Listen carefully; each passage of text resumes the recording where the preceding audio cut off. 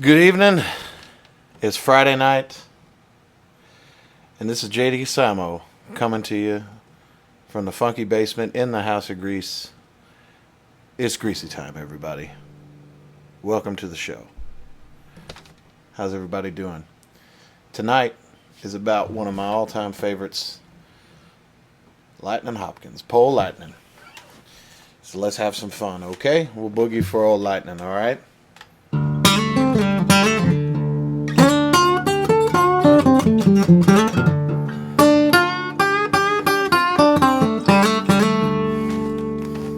Woo!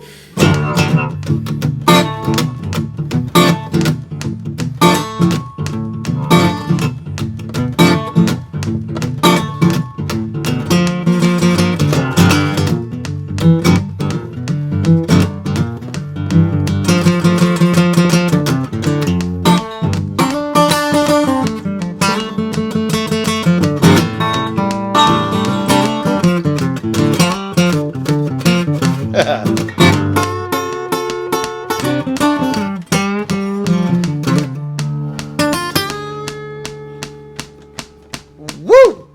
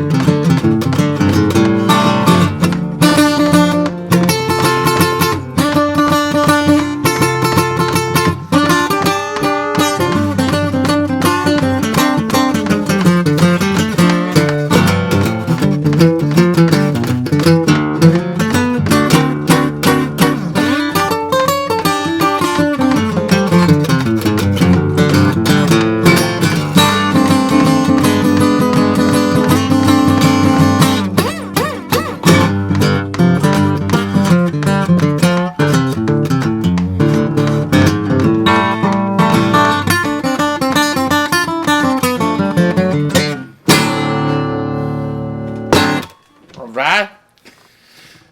No extra charge for the mistakes, folks. Welcome to Greasy Time. I'm JD Simo. Grateful to be with you once again. Coming to you live from the funky basement in the house of Grease. How y'all doing? Happy Friday. So, this week we're going to talk about,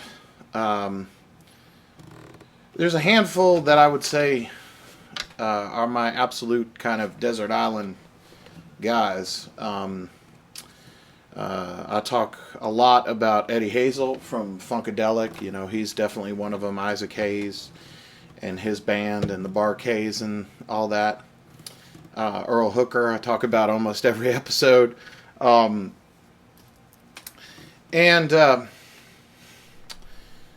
you know, one of my favorites that I always go back to time and time again is Lightnin Hopkins, the pride of Houston's Third Ward. He's welcoming you to the show. And I can't really, you know, it's one of those things where it's like we all have things that we go to that make us feel good. And Lightnin in particular, it wasn't so much when I was younger.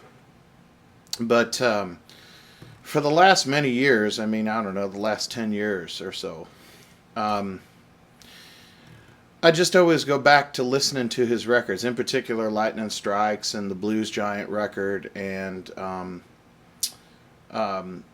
have on my Spotify, I have a thing called the Aladdin Sessions, which Aladdin was the first label that he recorded for in the 40s. And so it's everything he recorded for Aladdin. I listened to that quite a bit too. And it's just something that I always go back to. It just really makes me feel good. There's something really tangible to me about how raw his style was, and I don't know. I mean, if we could understand what it is that is, you know, then it wouldn't be so special. So I've been wanting to do this for a while, and I'm going to give you a good kind of overview of Lightnin Hopkins and play some tunes for you. But before we dive into Lightnin, like to throw up the logo, throw up the Venmo and the PayPal. Really appreciate you guys throwing some in the tip jug for old JD. I got kids who need cigarettes, as Don Kelly used to say.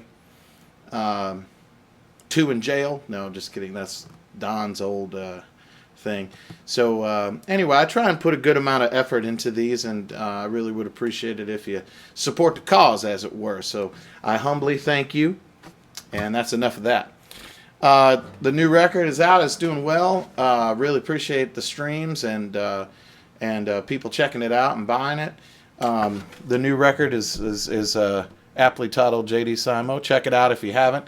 There's an ongoing merch giveaway. All you got to do is go to Spotify, listen to the new record, stream it, save it to your library, and follow me on Spotify. And that enters you 3 different times to win a private guitar lesson with me, and also gives you the opportunity to win a whole bunch of different prize bundles as well. And there will be 10 winners in all. Also, go to the Bandcamp site, JD Simo Bandcamp. You can pick up vinyl, you can pick up bundles, you can pick up the new t-shirts that are on the nice soft style shirts. We got the JD Simo logo shirt, and then we also have the Greasy Time shirts for y'all. So really appreciate it. Check that out if you haven't already. And another cool thing that's getting ready to happen, we're starting to do private shows where a group of, say, a dozen to 15 fans will get together and either come here to Nashville and find a place and we get together and play a private show, or we travel. And it started with 1 and turned into 2 and turned into more than that. So we actually are getting ready to do some of our first shows since the beginning of COVID. They're all private, but that is something that we're doing. So if that's something that you and maybe some of your friends would be interested in, go ahead and either do a DM on Instagram or Facebook, or send an email to the PayPal address, jdsimomusic@gmail.com. It'll get forwarded to the powers that be, and we'll see if we can work it out, because it definitely is very exciting, and really looking forward to sharing music with people again. And if this is the way that we can do it safely, then awesome. You know, got my Shure Vocal Master. We will come and we'll do it. So love to do it. So hit us up if that's something that you'd be interested in. And also there's some live stream shows coming up. There's one I'm real excited to go to Tulsa, Oklahoma in a couple of weeks, and I'm actually going to do my first duo show ever with Adam Abrashoff playing drums, we're going to do like a Lightnin Hopkins, Tony Joe White, funky thing. And it's a very well put together, well thought out, socially distant concert at the historic Cain's Ballroom, one of the best venues in the country, absolutely, with the finest people. And that's also going to be live streamed. So there's some stuff coming up. So very much looking forward to it. So before we go any further, I'm going to do the records of the week. It's an all vinyl edition this week. And we're going to start out with Lightnin Hopkins. I actually already mentioned this record, but this is the Blues Giant record. This is sort of a reissue record from the 70s of some of his earlier Aladdin stuff. And in particular, it's got a song on here called Don't Wake Me that I really love, that I've listened to a lot for a lot of pleasure. And this is something I listen to with my daughter a lot as well. This came out in the 70s on Olympic. But anyway, the Blues Giant record, Lightnin Hopkins. Not surprising. This next one I can't believe I haven't talked about, but this shouldn't become as surprising either. This is Jimmy Vaughn's latest record, Baby Please Come Home. Obviously, should be no surprise to any fan of the show. Jimmy's a huge hero of mine, and I love him. And this is, his current incarnation, featuring the great B3 playing of Mike Flanagan.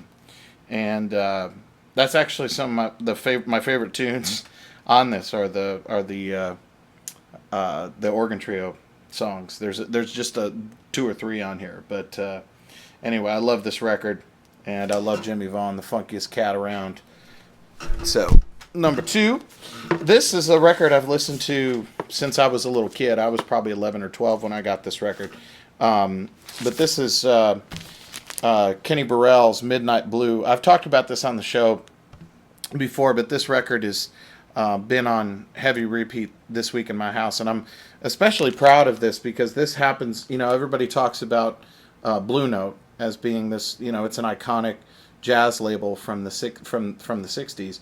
That some of the greatest records ever were put out on, and they had some of the best sounding records as far as their engineers, their lacquer cutters. It's just some of the most 3D incredible sounding records of all time.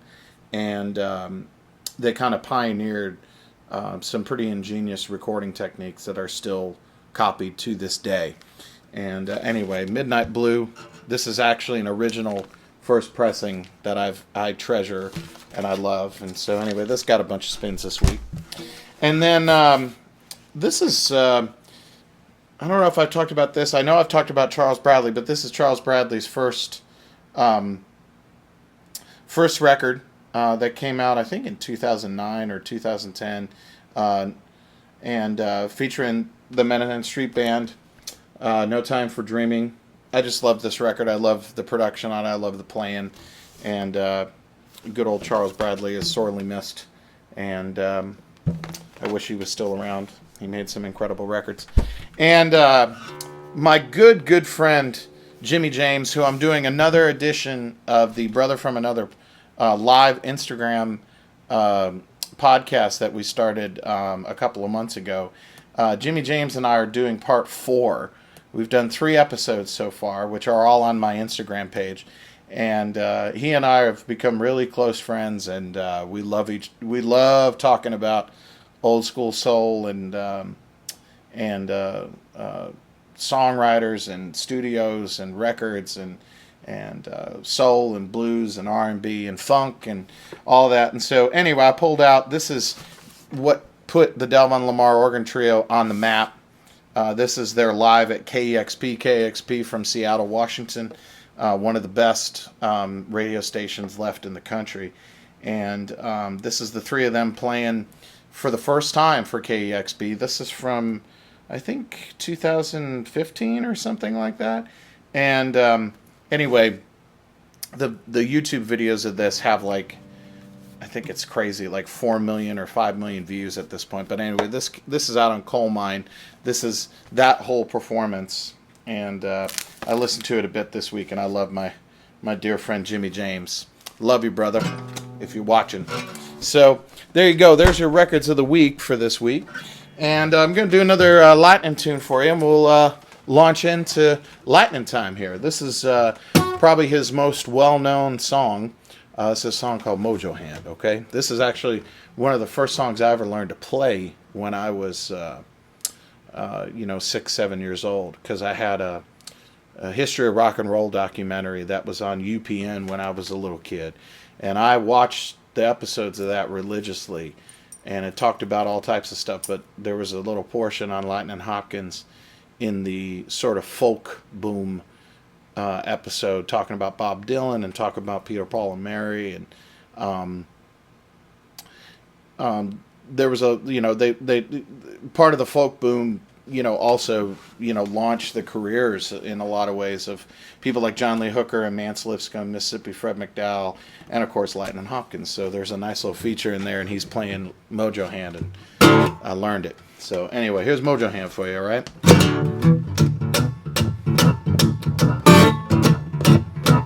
I'm going to Louisiana and give me a Mojo Hand. I'm going to Louisiana, get me a Mojo Hand. I'm going to fix my woman so I can't have no other man. Cold ground was my bed last night, rocks was my pillow too. Cold ground was my bed last night, rocks was my pillow too.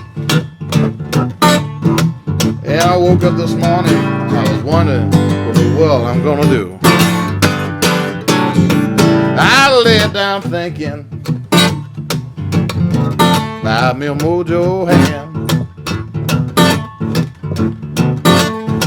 I lay down thinking about me a Mojo Hand. I don't want to fix my woman so she can't have no other man. Yeah, but don't let your woman fix you like mine fix me. Well, don't let your woman, boy, fix you like mine fix me. She make a fool about it, as a fool can be. All right.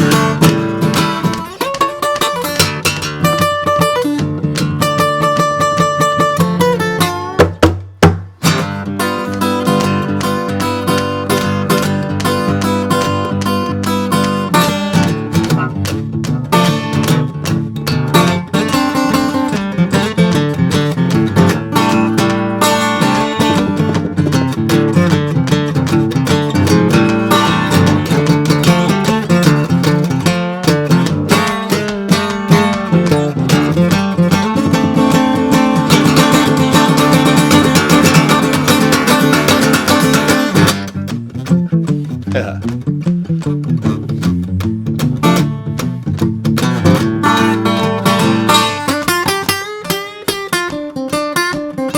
Get him. Oh, get him.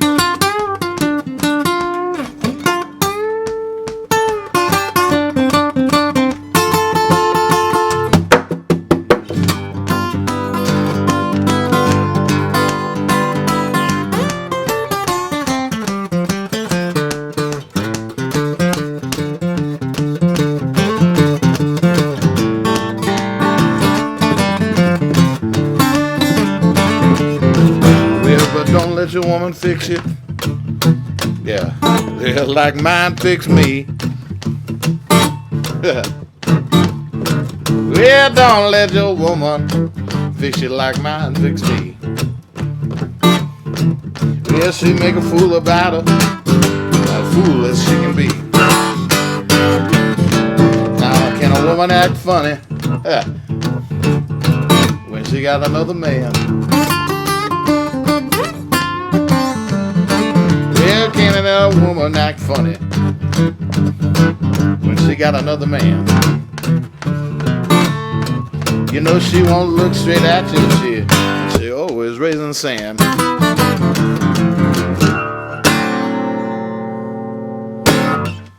right. Mojo Hand. Lightnin Hopkins, folks.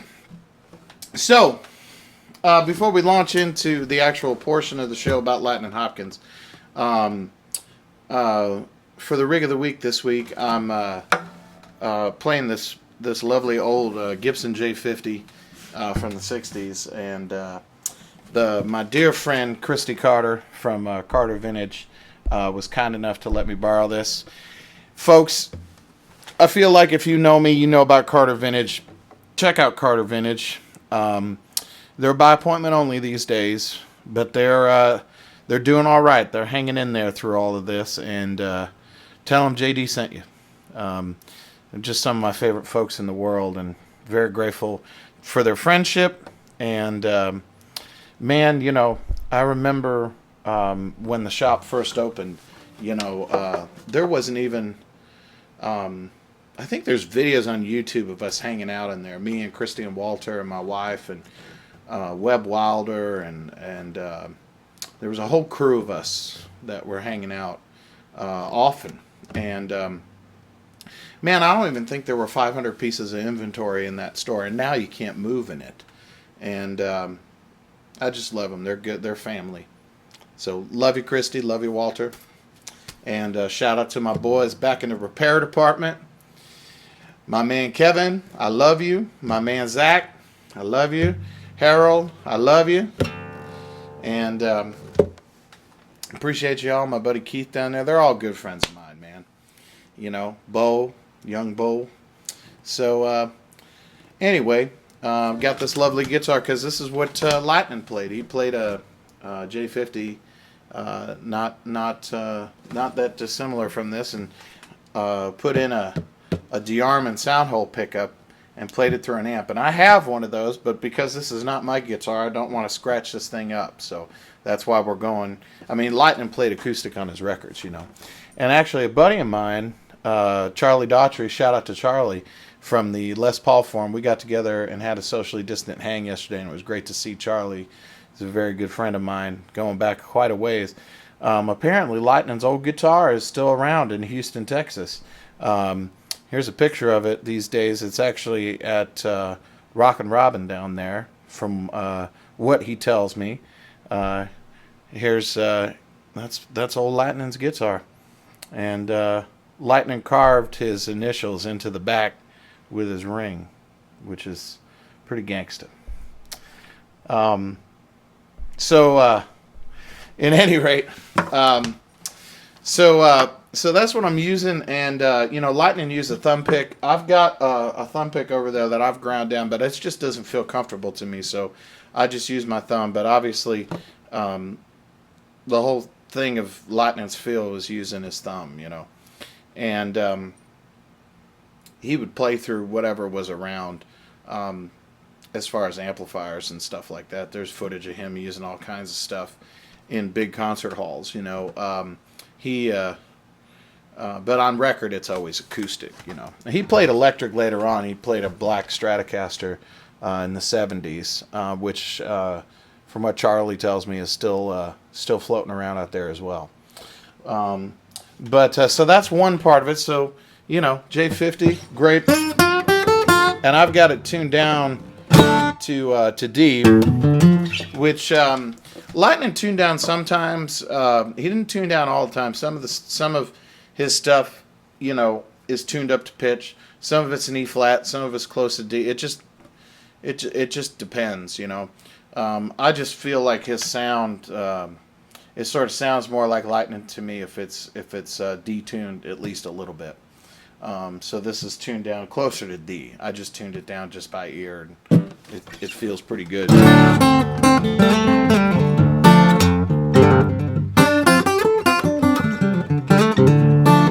And I should note, I've got a piece of plastic down here on the floor, and I'm wearing my Stacey Adams wingtip shoes so I can have my little, because that's important. If you're playing John Lee Hooker or you're playing Lightnin Hopkins, you know, you got to have your drummer. You got to have your left foot going. So, but another thing I wanted to talk about in the gear portion of tonight's episode is I want to talk about, I get a lot of questions about microphones, and I guess there's a website, that has a lot of my gear itemized, and I'm surprised that they got this. But this is an EV 664 cardioid dynamic microphone from the late 50s, and I love these microphones. This thing is, you could kill somebody with this. This thing's heavy and it's built like a tank.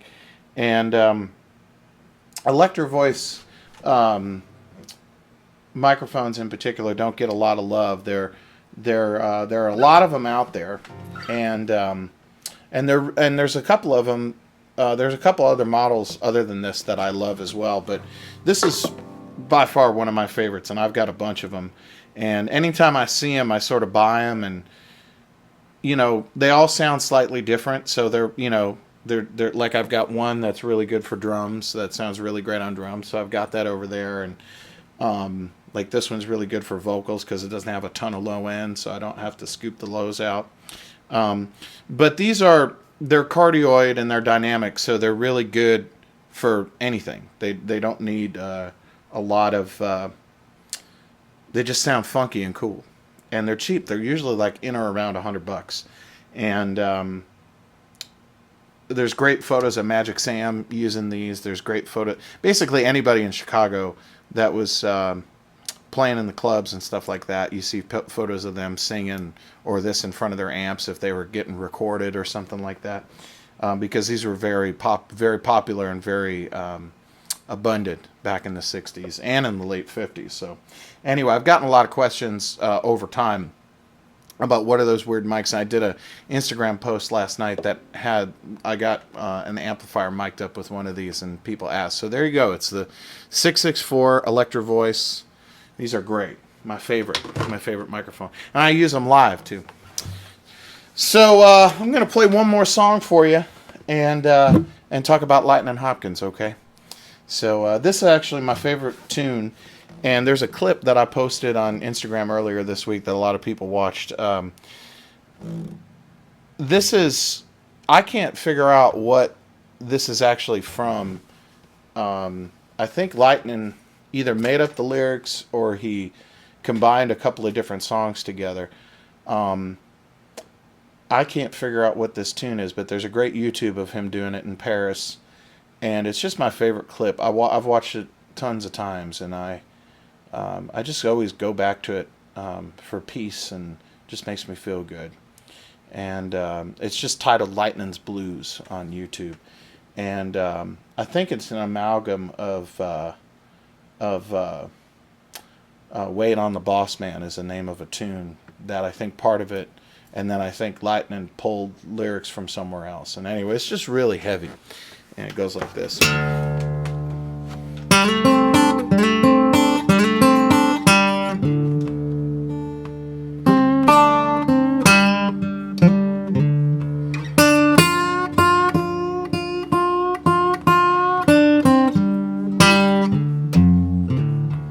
Oh, if the good Lord be good to me,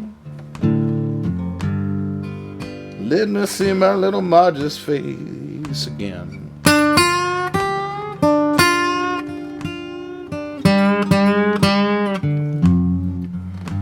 Oh, if the Lord be good to me, let me see my little Marge's face again.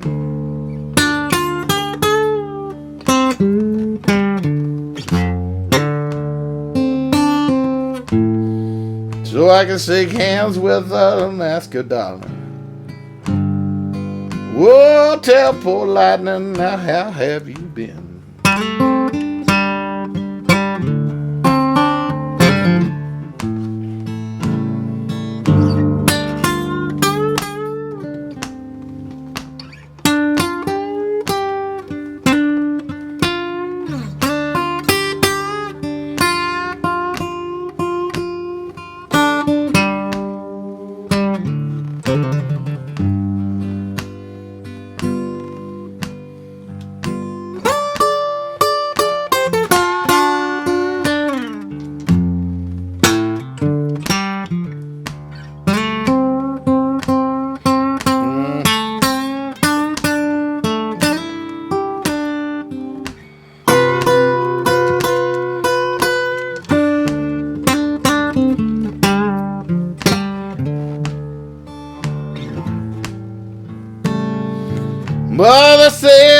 was born lucky, but remember you got to die one day.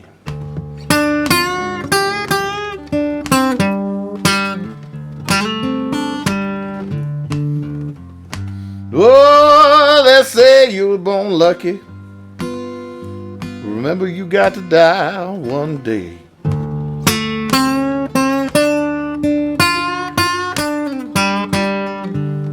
Mama, I want you to remember what I said to you now tonight. Everybody got to die the same old way. You know, everybody dying, they're dying with the heart trouble. Everybody dies, dying of the heart trouble. Because when that tick-tock quit ticking, you don't keep time no more.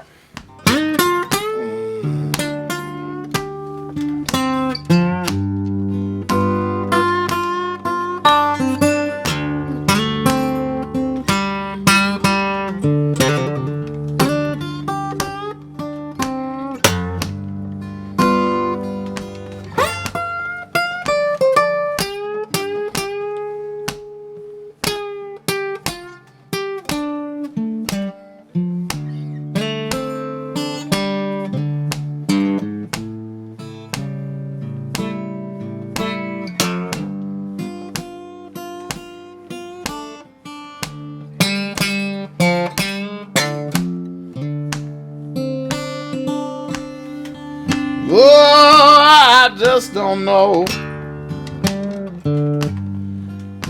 what make people act this way.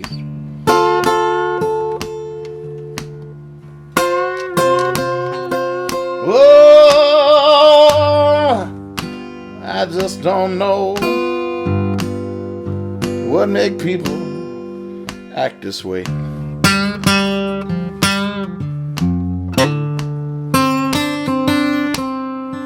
Cause when the time comes, God don't play no favorites on Judgment Day.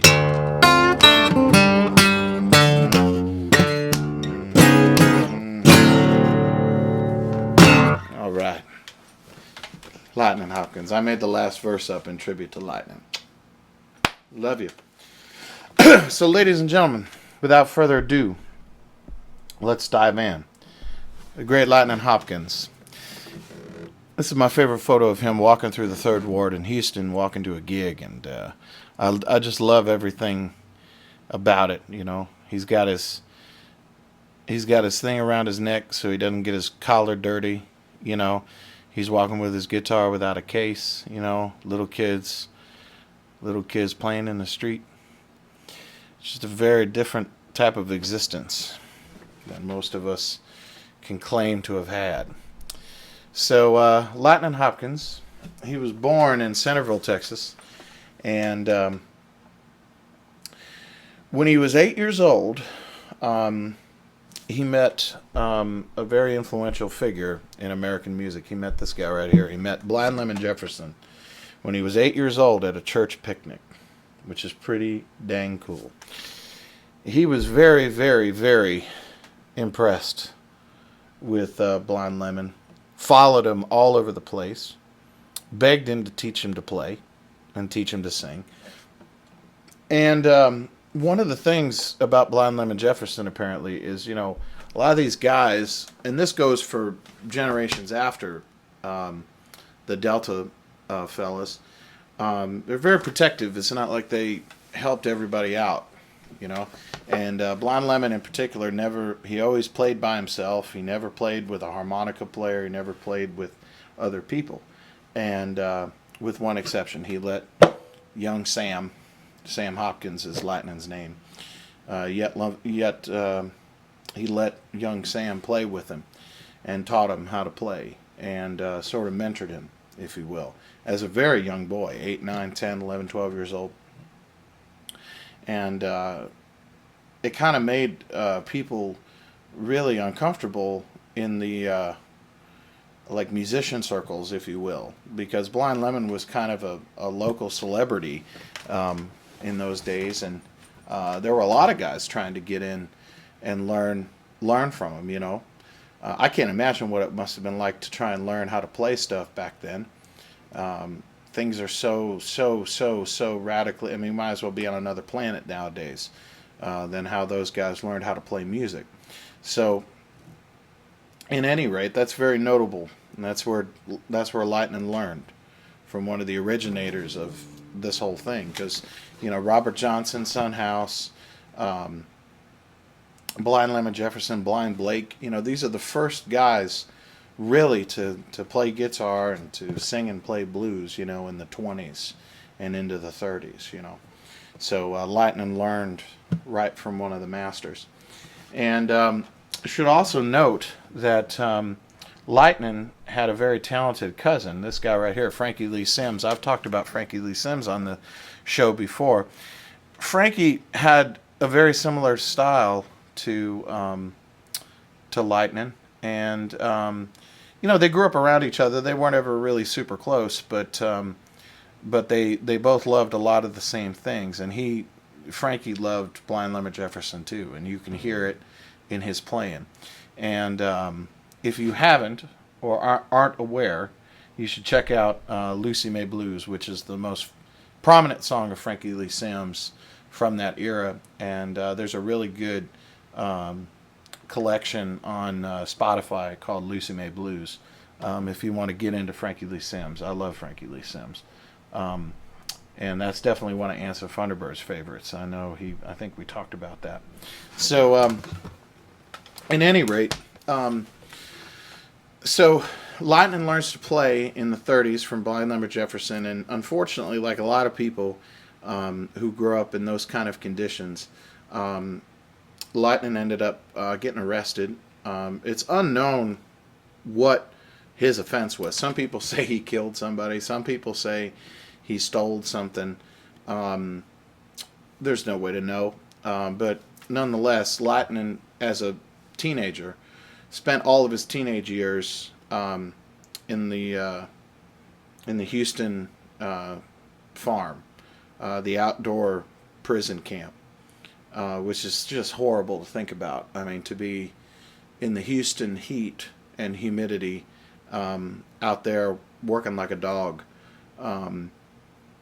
that's some really hard stuff right there. And so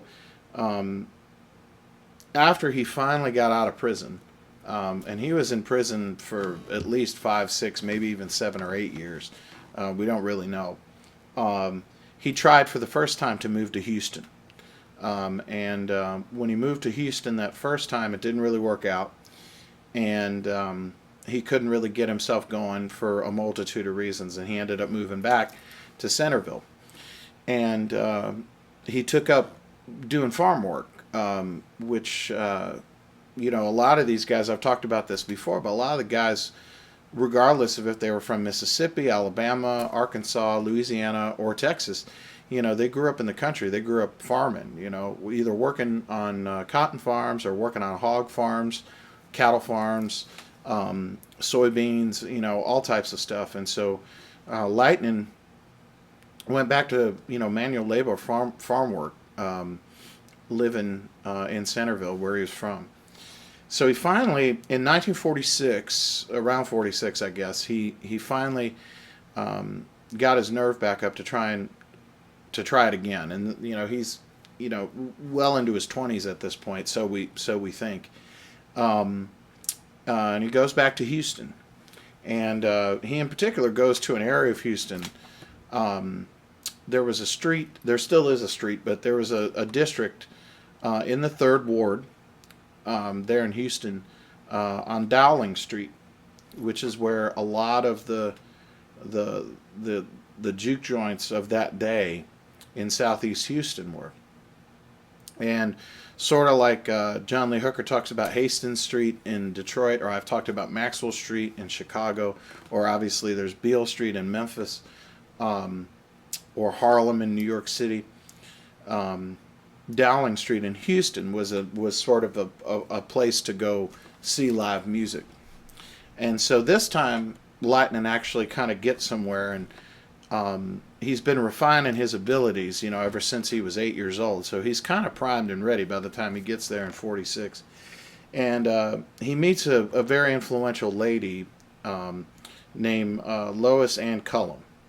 And Lois has a connection to Aladdin Records, which is in Los Angeles, believe it or not. So how the hell somebody with a connection to a record label in LA happens to see Lightnin in a little place that probably held no more than 40 or 50 people and convince him to go to California and record is beyond me, but I would say that's luck. I would say that's very lucky for those times.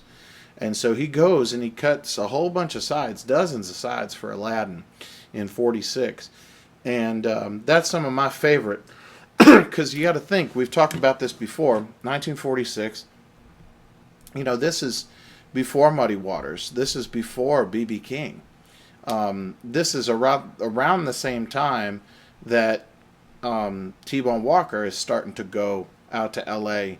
and make records. Okay? Now, obviously, these are very different type of records. Lightnin's doing what I've been playing for you. That's what he's doing.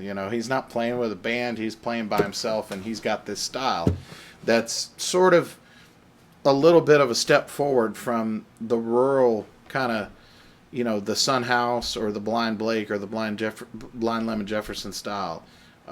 It's got more single string stuff that sort of, to me it's kind of like that bridge. It's like there's Robert Johnson and Sun House, and then there's Lightnin Hopkins, and that's like kind of the bridge to later on to B.B. King and all the kind of modern guitar players. Like Lightnin's right there in the middle, which is why I think he's so important, because he's like the first bit of going up and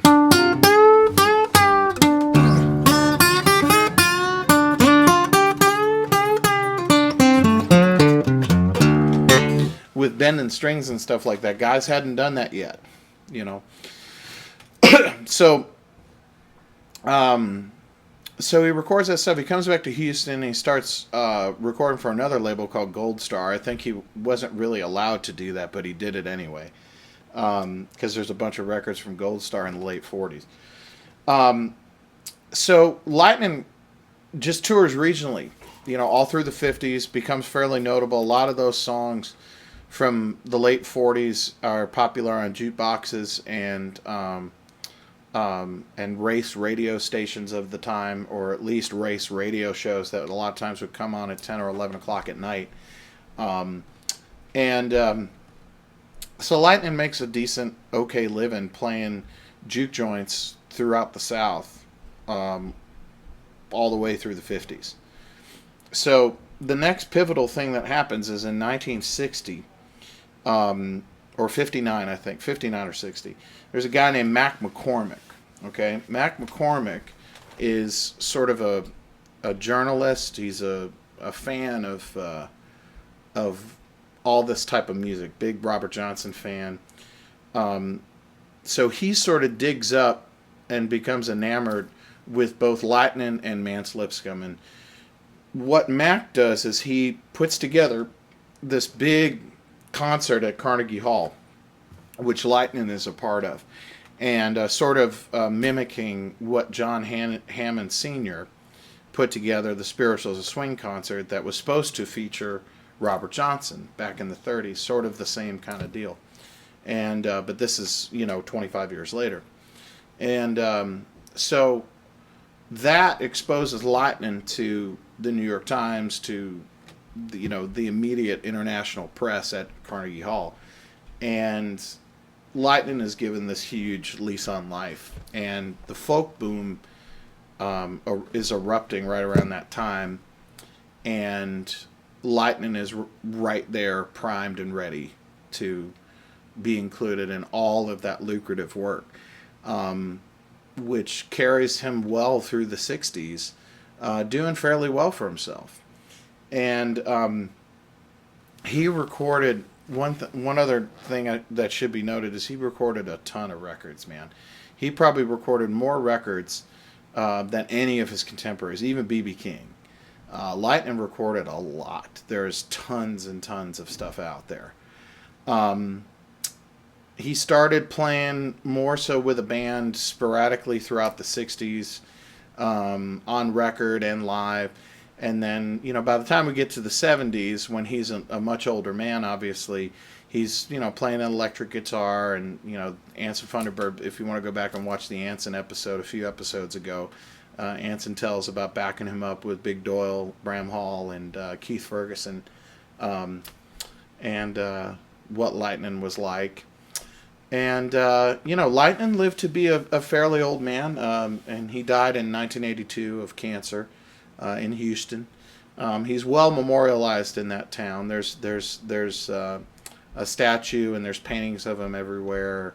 A lot of different places throughout the Third Ward and downtown. I've gone around Houston and looked around and found a bunch of stuff, and went and found where he lived, and where the club on Dowling used to be that he played, and all that stuff. And I think it's really cool that stuff is still here. And yeah, I mean, Lightnin is just a really important kind of link in the chain of modern guitar playing, definitely in a history of blues, and also, a history of rock and roll, So I've got a little thing that I'm going to play for you now, that little tribute video, if you will. There's a lot of tunes that I've written and do that are very influenced by Lightnin, and this is actually an outtake from the pre-production sessions down here that I had for making this new record. And this is a tune that didn't make this record, but it's very much kind of a tribute to Lightnin. And so I went through and found a bunch of footage from different things about Lightnin and sort of compiled this as a little tribute to him. And I hope y'all will dig it. This is a tune called "Late at Night." So I'll see you on the flip side, folks. I'll see you in a minute. Enjoy it. "Late at Night," tribute to Lightnin Hopkins.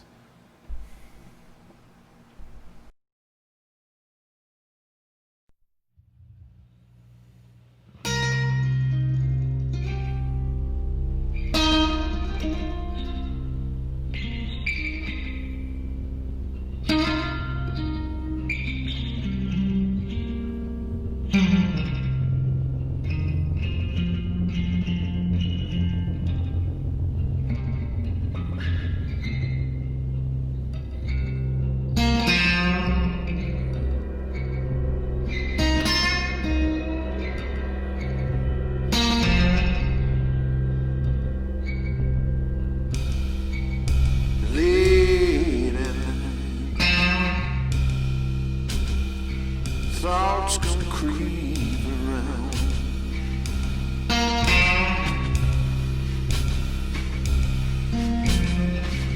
Late at night, thoughts come creep around.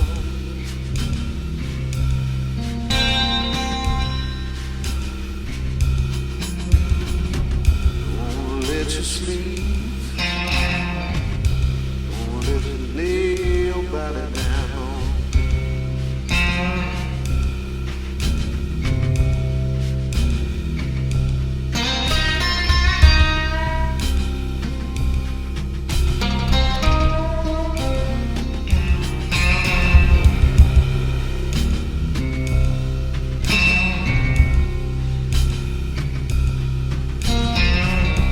Well, I was a child. Started chasing me.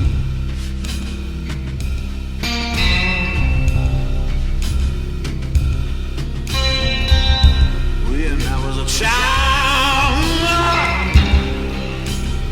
my thoughts started chasing me.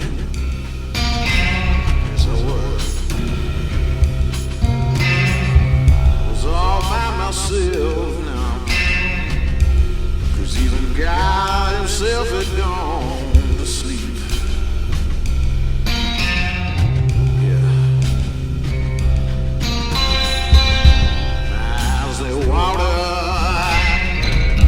my hands they tremble, my body aches.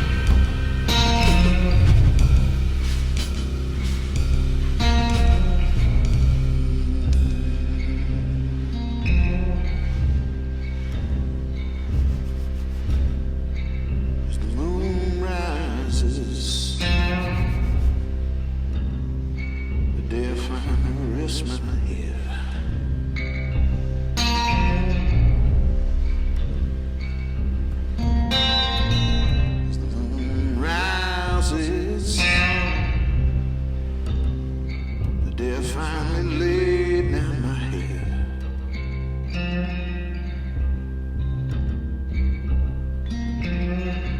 I'll finally get my rest and lay me down in my deathbed.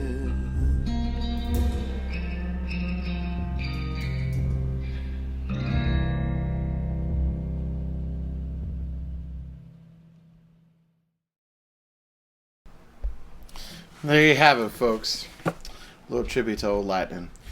So I really appreciate y'all tuning in again.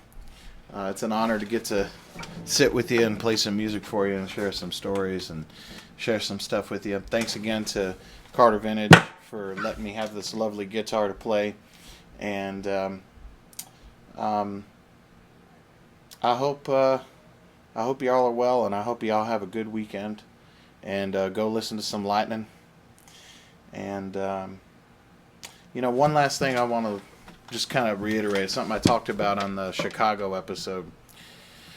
Lightning, just looking at a lot of those images that you just saw in that video are from the 60s and 70s. And, even though Lightning was one of the guys that kind of experienced a bit of, a little bit of fame and got to play some big shows in his life and stuff, he still, right up until the day he died, played little joints on Dowling Street in Houston to make his living. He would go off and do tours, and he'd play bigger shows and stuff like that, but he'd always come back and play the little joints, just like Howlin' Wolf and Muddy Waters and Otis Rush and Magic Sam and all these guys, just the whole kind of the level of success thing, how we kind of look at these incredible folks. The scope of what success meant to these guys was very different.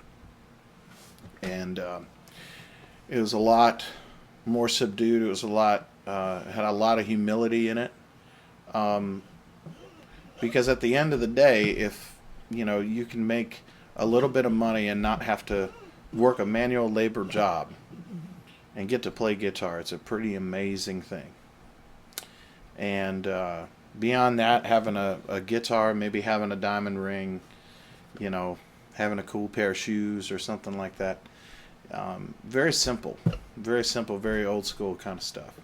It's a big influence on me in my life, of how I live. I try and live right and live good. And these guys are the epitome of it. So much love to them and much love to you. I hope you've had a great time. Thank you for watching Greasy Time. And if you care to contribute, I humbly thank you. And I hope to see you soon. Take care of yourself. And always remember to love yourself. Because you can't love nobody unless you learn to love yourself. So remember that. All right.